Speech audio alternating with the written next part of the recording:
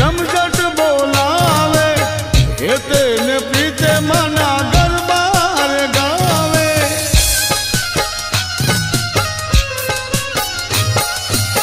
रास मंडल नी गुड़ी रमझट बोलावे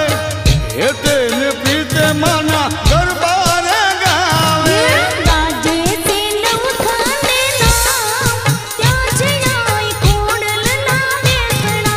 गाजे से लवखाने नाम त्या छे आई कोडल ना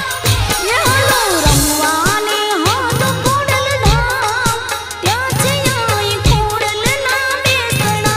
रमवाने हाथ कोडल धाम त्या छे आई कोडल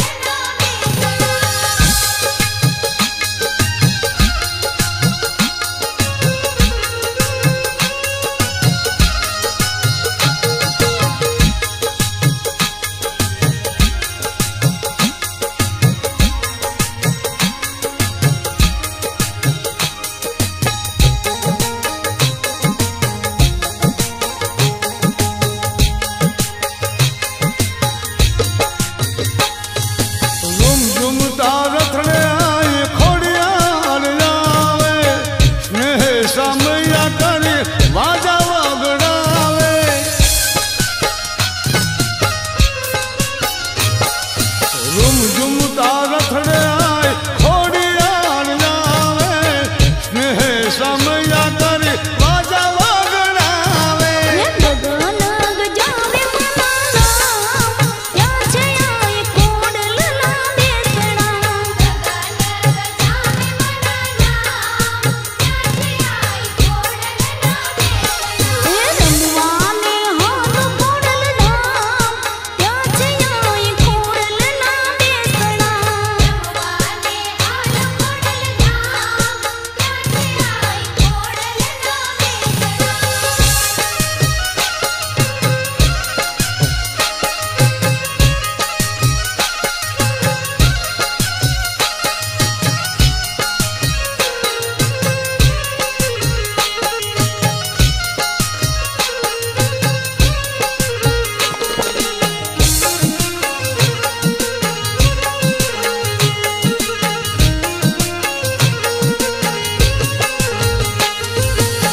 साचा मोतीड़े मना चौकने पुरावे जल हल जोते रूड़ा दीवड़ा प्रगटावे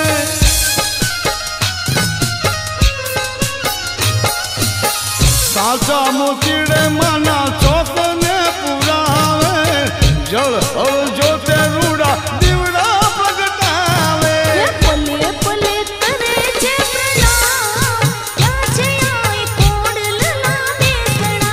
पले पले करे छे प्रणाम त्या छे आई कोडल ना बेसणा ये हलो रमवाने हाथ कोडल धाम त्या छे आई कोडल ना बेसणा रमवाने हाथ कोडल धाम त्या छे आई कोडल ना बेसणा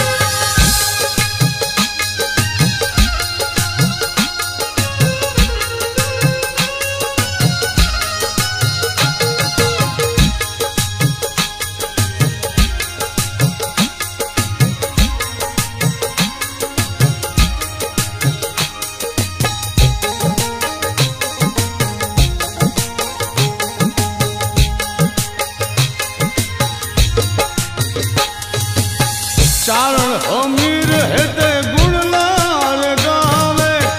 चरण जैन माने शीश रे नमावे